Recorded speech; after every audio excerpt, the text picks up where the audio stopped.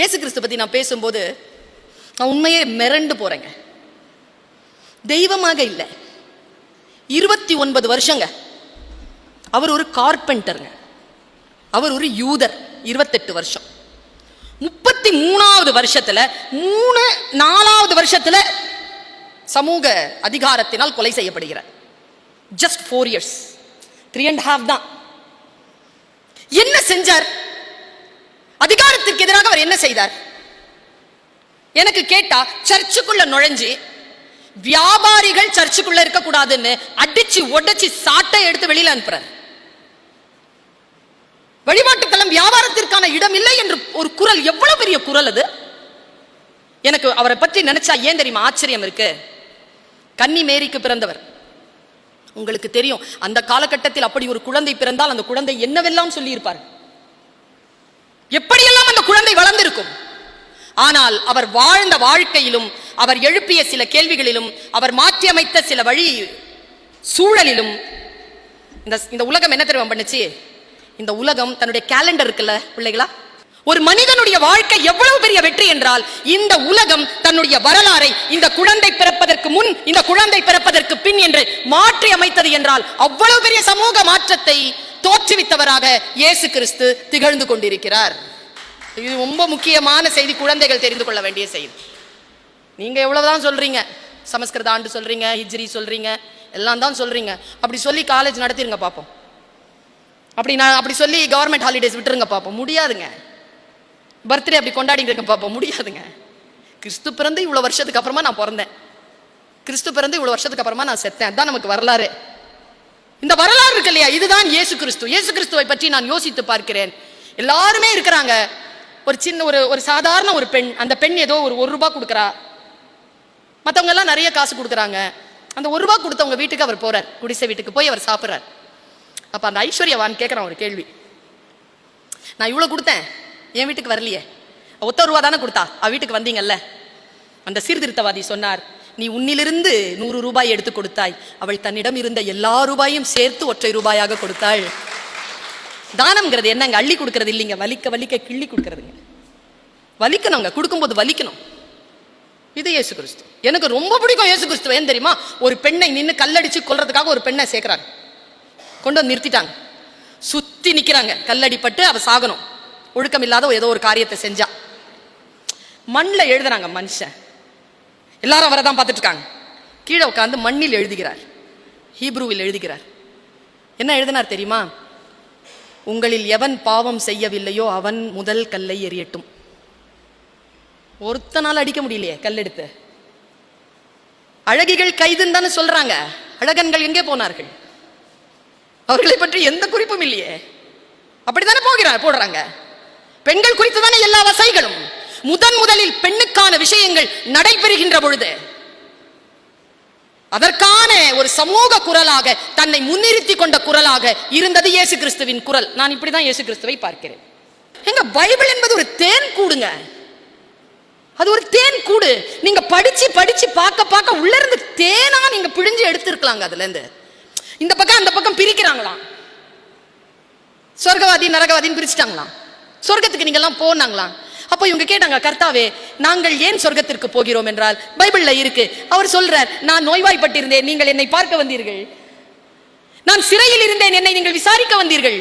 நான் கடனாளியாக இருந்தேன், எனக்கு நீங்கள் பொறுப்பெடுத்துக் கொண்டீர்கள், அதனால் நீங்கள் அங்கே போகலாம். நான் பசியோடு இருந்தேன், நீங்கள் எனக்கு சோறு கொடுத்தீர்கள். நான் வஸ்திரமற்று இருந்தேன், எனக்கு நீங்கள் வஸ்திரம் தந்தீர்கள் என்றவுடன் அவர்கள் சொன்னார்களாம், அங்கெல்லாம் நீங்கள் எங்கே இருந்தீர்கள்? யாரெல்லாம் பசித்து இருந்தானோ நானே பசித்து இருந்தேன், யாரெல்லாம் அநியாயமாக சிறைப்பட்டு இருந்தார்களோ நானே சிறைப்பட்டு இருந்தேன், யாரெல்லாம் நோய்வாய்ப்பட்டிருந்தார்களோ நான் தான் நோய்வாய்ப்பட்டிருந்தேன், யாரெல்லாம் நிர்வாணமாக இருந்தார்களோ நானே இருந்தேன். அவர்களுக்கெல்லாம் யார் உதவி செய்தார்களோ அவர்கள் எனக்கே செய்தார்கள், அவர்களுக்கான கூலி அவர்களுக்கு வழங்கப்படும் என்று பைபிள் சொல்கிறது. இஸ்லாத்திற்கும் கிறிஸ்துவத்துக்கும் இருக்கக்கூடிய ஒரு சின்ன ஒரு விஷயம் என்ன தெரியுமா? இங்க பெரியவங்க இருக்காங்க, நான் உணர்ந்து கொண்டதை சொல்கிறேன், பிழை இருந்தால் திருத்துங்கள். விசுவாசம், அன்பு, இது 2 இருக்கு. விசுவாசம் இருக்கு, அன்பு இருக்கு, 2 இருக்கு. இஸ்லாத்துலயும் இருக்கு, விசுவாசம் இருக்கு, அன்பு இருக்கு. இஸ்லாத்துல ஃபர்ஸ்ட் ஈமான் தான், விசுவாசம் தான். ஆனா கிறிஸ்துவத்துல ஃபர்ஸ்ட் விசுவாசம் இல்லை, அன்பு தான். இதுதான் வித்தியாசம். அன்புக்கு பிறகுதான் வருகிறது விசுவாசம். கொரிந்தியர் எடுத்து படிச்சு பாருங்க.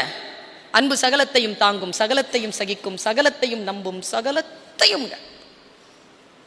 அன்புக்கு பொறாமை இல்லை. அன்பு தற்பொழிவை நாடாது. அன்பு அநியாயத்தில் சந்தோஷப்படாமல் சத்தியத்தில் சந்தோஷப்படும். நீ அந்நிய பாஷைகள் பேசினாலும் அன்பு உனக்கு இராவிட்டால் ஒன்றும் இல்லை. நீ சம்பாதித்த எல்லாவற்றையும் அன்னதானம் கொடுத்தாலும் அன்பு உனக்கு இராவிட்டால் எதுவும் இல்லைன்னு கொரிந்தியர் சொல்லுதுங்க. நாங்க நிக்கிறேங்க அந்த இடத்துல. நான் சம்பாதித்த எல்லாவற்றையும் தான் நான் கொடுத்து விட்டேனே, அப்புறம் எப்படி எனக்கு அன்பு இல்லைன்னு சொல்றேன் இல்லையா? இப்ப வேதம் என்ன சொல்கிறது? நான் இதை கொடுத்தால் இது எனக்கு கிடைக்கும் என்பதற்காக நீ கொடுத்தால் அதனால் இறைவன் உன்னை மன்னிப்பது இல்லை, உனக்கு எதுவும் தருவதில்லை.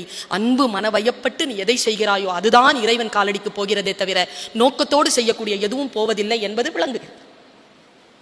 அன்பினால் உன்னை செலுத்திக் கொள்ள வேண்டும் என்று சொல்லுகிறது. அதே நேரத்தில் எனக்கு ரொம்ப பிடித்தமான பைபிள் வரி, நான் இங்க இருக்கிறதுனால எனக்கு என்ன அது வருதா என்னன்னு தெரியல, மனசுக்குள்ள வருது, அதனால நான் சொல்றேன். விசுவாசம் எப்படி இருக்கணும் தெரியுமா? நாங்க சொல்லுவோம், ஊசி ஒட்டகத்தின் காதுகளில் ஊசி நுழையுமா? நுழையும். ஏனென்றால் அது கீழ்ப்படிதல் தானே. இஸ்லாம்ன்றது என்ன? Just submission. ஆமா, அப்படிதான். இது நம்புவதுதான். இந்த விசுவாசம் இருக்குல்ல, இந்த விசுவாசத்தை பைபிள் எப்படி சொல்றது பாருங்க. அந்த பெண்ணினுடைய பெயர் எனக்கு தெரியவில்லை. ரத்தப்போக்கு நிறைய இருக்கிற ஒரு பெண், அவளுக்கு நிறைய ரத்தப்போக்கு, எங்க போனா குணமாகும் தெரியல. அவளுக்கு சொல்லப்படுது, நமக்கு மசிஹா மேசையான்னு சொல்றாங்கல்ல, மசிஹானா என்ன அர்த்தம்னா மரணத்திற்கான மருத்துவர்னு அர்த்தம். நபிகள் வரிசையில் உயிர் தரக்கூடிய ஒரு ஆற்றல் நபிமார்களிடத்திலேயே இயேசு கிறிஸ்துக்கு தான் வழங்கப்பட்டது. ரூ கொடுக்கப்பட்டது. அவர்கிட்ட போனா குணமாயிரும் சொல்றாங்க. இந்த அம்மா நம்பிடுச்சிங்க, அவ்வளவுதான். குழந்தைகள் கவனம், நம்பிடுச்சு. ஒண்ணு நம்பி என்ன பண்றா அந்த பொண்ணு, போறா. இயேசு கிறிஸ்து வர்றார். வந்த உடனே அந்த கூட்டம் பயங்கரமா இருக்கு, அவர் அப்படியே கொண்டு போறாங்க. நிறைய பேர் இருக்கிறாங்க, அவளால் அங்க கிட்ட போக முடியல. போயிட்டாங்க கிட்ட, எப்படியோ போனா, இருந்தாலும் அவருடைய மேல் அங்கி இருக்குல்ல, அந்த அங்கியை பிடிச்சிட்டா. அது அப்படியே கொண்டு போயிட்டாங்க, அவ்வளவுதான், விட்டுருச்சு, கையில இருந்து விட்டுட்டா. போனா கிட்ட போனா பிடிச்சிடலான்னு போனா ரஷ், போயிட்டான். எல்லாரும் போயிட்டாங்க, அவ சோகமா உட்காந்துட்டுக்கா. கொஞ்சம் தூரம் போன அப்புறமா தலைவர் கேட்கிறார், இயேசு கிறிஸ்து, இந்த கூட்டத்தில் யார் என்னை தொட்டது? கூட இருக்கிறவங்க சொன்னாங்களா, ஆயிரக்கணக்கான பேர் வந்திருக்கிறாங்க ஆண்டவரே, எல்லோரும் தான் உங்களை தொட்டார்கள், யாரை என்று சொல்வது இல்லை, யாரோ ஒருவர் என்னை விசுவாசத்தினால் பிடித்தார்கள், என் உடலில் இருந்து வல்லமை புறப்பட்டதுன்னு. விசுவாசத்தினால் நீங்கள் பிடிக்கின்ற பொழுது இறைவனிடம் இருந்து வல்லமையை புறப்பட செய்ய வேண்டும் என்று பேசுகிறது பைபிள். அந்த வல்லமையை புறப்பட செய்யக்கூடிய விசுவாசம் நம்மிடத்தில் இருக்கிறதா? சர்ச்சுக்கு எல்லாரும் போனாங்க வழிபாடு நடத்துறதுக்கு, மழை வேணும்னு. ஒரு குழந்தை மட்டும்தான் கொடையோடு போச்சு. வந்துடும் நம்பிக்கை அதுக்கு. சிரியா நாட்டில் ஒரு குழந்தை காலில் குண்டு போட்டு கால் போயிடுச்சுங்க, 5 வயசு குழந்தை. கடத்தி வச்சு ஆப்ரேஷன் பண்றாங்க. அது ஒரு கேம்ப், ராணுவ கேம்ப். காலில் இது போட்டுட்டு இருக்கிற, தைச்சிட்டு இருக்கக்கூடிய டாக்டரை பார்த்து அந்த குழந்தை பேசினது யூடியூப்ல இருக்கு. நீங்க எல்லாரும் இவ்வளவு அநியாயம் பண்றீங்கல்ல, இவ்வளவு குண்டு போடுறீங்கல்ல, எல்லாரையும் கொல்றீங்க, எங்க அம்மா அப்பா எல்லாரும் செத்து போயிட்டாங்க, உண்மையா சொல்றேன், நான் இதை கடவுள்கிட்ட சொல்லுவேன் சொல்லிட்டு செத்துருச்சிங்க அந்த குழந்தை. என்ன நம்பிக்கைங்க அந்த குழந்தைக்கு? நான் கடவுள்கிட்ட சொல்லுவேங்குது அந்த குழந்தை. எனக்கு நடந்தது சொல்றேன். ஏர்போர்ட்ல இருந்து வீட்டுக்கு போறேன், ராத்திரி 2:30 மணி. அந்த ஐயா என்கிட்ட 500 ரூபாய் கேட்கிறார். அவர் நல்ல நம்ம மதத்தை பின்பற்றுகின்ற ஒருத்தர், தாடிலாம் வச்சிருக்கிறார், தொப்பிலாம் போட்டிருக்கார். வந்து வண்டி ஓட்டிகிட்டே போறார். மீர்சாப்பேட்டை வந்துச்சு, இறங்கின உடனே என் வண்டியெல்லாம் எடுத்து, என் பொருளாக எடுத்து வச்ச உடனே அவர் என்கிட்ட 800 ரூபாய் கேட்கிறார். நான் சொன்னேன், 500 ரூபாய் தானே கேட்டீங்கண்ணா. இல்லையே, நான் 800 ரூபாய் தான் கேட்டேங்கிறார். இல்லைண்ணா, என்னம்மா நீங்கள் பொய் சொல்றீங்களான்றார். என்ன எனக்கு பொய் சொல்றீங்களான்னு மனசு ஒன்றும் சொல்லலைங்க. நான் பர்ஸு திறந்து 800 ரூபாவை எடுத்து எல்லாம் பார்த்துட்டு இருக்காங்கன்னு கொடுத்தேங்க. அவன் பதறி போட்டுட்டு, சும்மா கிண்டலுக்கு தான் கேட்டேன், என்ன நீங்கள் இவ்வளோ சீரியஸாக எடுத்துக்கிட்டீங்க? இப்போ பயம் இருக்குல்ல, அந்த கொஞ்ச நேரத்தில் மறந்துருந்தியா? நீ அந்த வினாடியில் மறந்துருந்தாயா? தான் தொடர்ந்து அந்த விஷயங்களில் இருக்க வேண்டும் என்பதற்காகத்தான் இத்தகைய பயிற்சிகள்.